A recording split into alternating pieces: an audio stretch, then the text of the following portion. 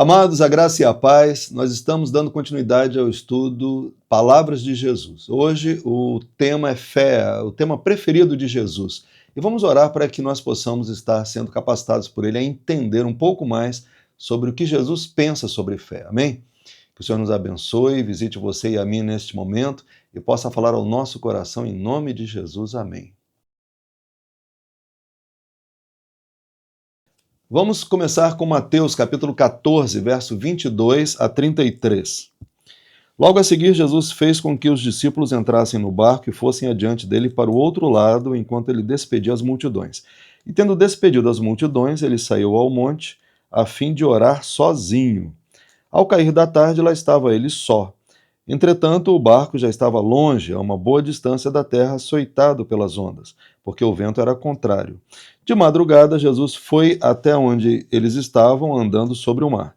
Os discípulos, porém, vendo-o andar sobre o mar, ficaram apavorados e gritaram: "É um fantasma!" E tomados de medo, gritaram, mas Jesus imediatamente lhes disse: "Coragem, sou eu, não tenham medo." Então Pedro disse: "Se é o Senhor mesmo, mande que eu vá até aí, andando sobre as águas." Jesus disse: "Venha." E Pedro, descendo do barco, andou sobre as águas e foi até Jesus. Reparando, porém, na força do vento, teve medo e, começando a afundar, gritou: "Salve-me, Senhor!" E prontamente Jesus, estendendo a mão, o segurou e disse: "Homem de pequena fé, por que você duvidou?" A gente vai, irmãos, entender uma coisa aqui. Pedro era alguém com muita coragem, era um pescador treinado, estava no mar, Jesus estava da terra firme vendo o apuro que eles estavam passando e resolveu ir lá ajudá-lo. Agora, quando Jesus vai andando sobre o mar, muitas coisas acontecem, mas a principal delas aqui, o que mais nos chama a atenção, é que Pedro pede a Jesus para andar sobre as águas também.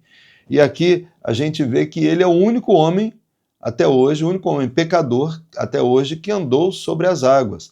E, no entanto, ele recebeu uma palavra dura de Jesus: homem de pequena fé. O que você acha de fé? O que Jesus achava? Qual é a forma de Jesus medir a fé de alguém? Né? Pedro andou sobre as águas. No entanto, é pequena fé. Como é que está a sua fé e a minha fé diante de uma fé como essa de Pedro, que andou sobre as águas? Né? E a gente vai entender hoje exatamente o que é que Jesus considera importante na fé. Por que ele valoriza mais ou menos a fé de alguém? Né? O que determina essa avaliação de Jesus sobre a nossa fé? A gente viu lá no verso 22, logo a seguir Jesus fez com que os discípulos entrassem no barco, fossem adiante para o outro lado, enquanto ele despedia as multidões. E tendo despedido as multidões, ele subiu ao monte a fim de orar sozinho. Ao cair da tarde, lá estava ele só. A primeira observação nossa é que Mateus, que era um dos discípulos que estavam nesse barco, escreveu essa passagem lembrando da cena de ver o mestre em cima do monte orando sozinho. Tinha acontecido a grande multiplicação de pães e peixes, 5.000 homens tinham sido alimentados. E aqui Jesus despede os apóstolos para ele poder ter um momento sozinho com o Pai. Essa solitude que a gente chama, né? Não é solidão, mas é solitude, só ele e o Pai orando ali. E a gente vê a importância que isso teve aos olhos de Mateus, para ele relatar dessa forma. Ele foi sozinho para orar. Mas Jesus estava aqui nesse ponto já incomodado pela angústia que eles estavam passando no mar, enquanto as ondas estavam como que querendo tragar o barco.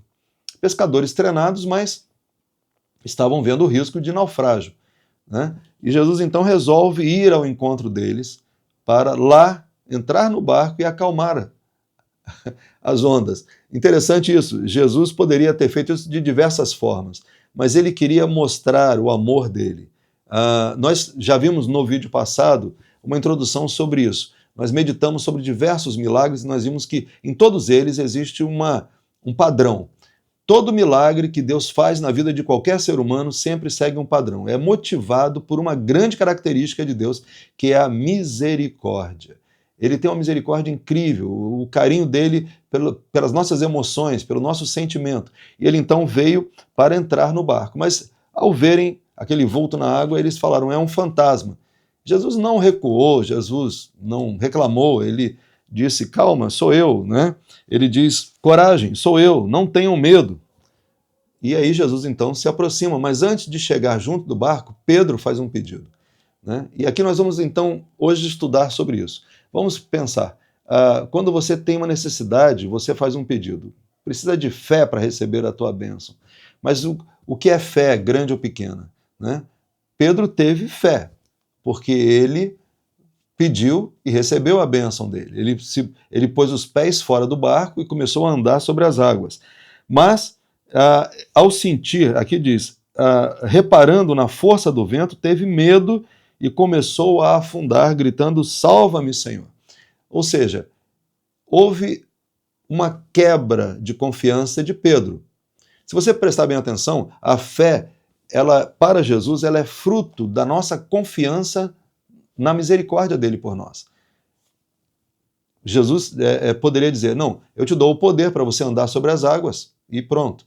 Não, mas ele tem que entender que o poder que você está buscando é fruto de uma misericórdia, é fruto de um coração de Deus que deseja te abençoar. Aqui ele perdeu a confiança que esse amor continuava agindo, que o poder que estava fazendo ele andar sobre as águas era fruto da misericórdia de Jesus. Não é o poder em si. Vamos traduzir isso. Imagina que você tem uma necessidade, você vai pedir a Deus uma bênção, uma cura, e você crê que o poder de Deus foi liberado para você receber aquela bênção. Mas, no meio do caminho, existem coisas que te distraem e você para de acreditar que a misericórdia de Deus vai continuar com você durante todo o processo em que aquela enfermidade está sendo retirada de você. Seria mais ou menos o que está acontecendo com Pedro aqui. A fé, quando é baseada apenas na visão do poder, ela se perde. O poder é consequência, o poder que Jesus lança sobre a nossa vida é consequência da misericórdia, do amor dele. Nós temos que estar focados não no poder em si, mas no amor que gera esse poder na nossa vida.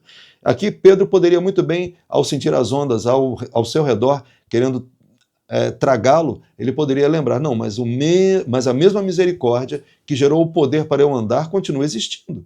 Eu posso continuar andando sobre as águas, porque a misericórdia não vai terminar. A fonte da bênção não é a bênção em si, não é o poder. A fonte da bênção é o coração de Jesus, que teve amor para dar essa bênção para ele. Então, nós precisamos entender que fé é acreditar no amor de Deus. Quando você é salvo por Jesus, você acredita no amor dele para perdoar o seu pecado. Quando você vai pedir a Deus alguma coisa, você acredita no amor dele para te trazer aquilo que você precisa. Quando nós analisamos fé em diversos textos e palavras de Jesus, como Lucas 11, versos 9 a 13. Vamos ler, Lucas 11, versos 9 a 13. Por isso digo a vocês, peçam e lhes será dado, busquem e acharão, batam e a porta será aberta para vocês. Pois todo o que pede recebe, o que busca encontra, e a quem bate a porta será aberta. Ele não para aqui. Ele não para apenas dizendo, peça que você recebe, bata que você terá a porta aberta. Ele quer que você entenda o porquê disso. Então ele continua dizendo, quem de vocês, sendo pai, daria uma cobra ao filho que lhe pede um peixe? Ou daria um escorpião ao filho que lhe pede um ovo? Ora, se vocês que são maus sabem dar coisas boas aos seus filhos, quanto mais o Pai Celeste dará o Espírito Santo aos que lhe pedirem. Nós precisamos entender, o que está por trás é mais importante. A glória de Deus está no amor que ele tem por nós. Não em realizar milagres na sua vida, mas você entender o que está por trás do milagre, que é o amor dele. Nós somos muito mal acostumados, quando oramos ou quando desejamos alguma coisa boa para alguém, tipo no Feliz Ano Novo, que você tenha muito dinheiro no bolso, saúde para dar e vender. É uma manifestação do poder de Deus te dando bênçãos? Tudo bem, mas seria muito melhor você dizer que o amor de Deus, a misericórdia de Deus continue influindo na sua vida e te dando tudo o que você precisa a cada dia mais. Que você esteja repleto da presença de Deus de tal forma que isso em você seja uma fonte constante de bênçãos. Porque o que o Senhor quer nos dar não é apenas um momento de bênção. Aquele que foi ressuscitado, depois morreu. O que foi curado, depois ficou doente. Mas o que ele quer dar para nós é uma manifestação do seu amor por nós, para que nós possamos não só ter uma vida plena aqui na terra, mas depois termos uma vida eterna com Ele. Então, o mais importante é nós entendermos que o que está por trás da fé, o que mede a nossa fé, é o quanto que Ele vê em nós a confiança no seu amor.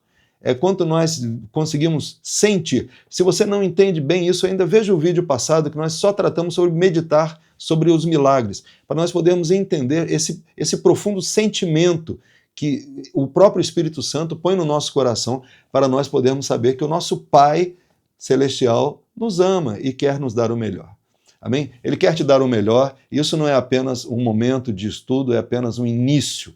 Você vai estar aprendendo muito mais do amor de Deus na sua vida quanto mais você tiver comunhão com Ele. Por isso é preciso ter esse momento de solitude com Deus, para você perceber as coisas que estão acontecendo. Muitas vezes a misericórdia de Deus está acontecendo e você não está vendo.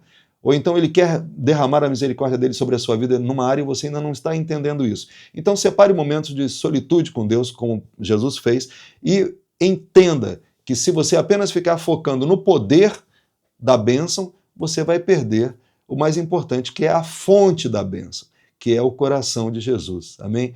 Deus te ama muito, então que a presença de Deus seja muito forte na sua vida a cada dia mais, e Deus abençoe a sua vida para dar frutos do amor de Deus e testemunhar desse amor para muitas pessoas, em nome de Jesus Cristo. Amém? Deus abençoe poderosamente. Até o próximo vídeo. Amém.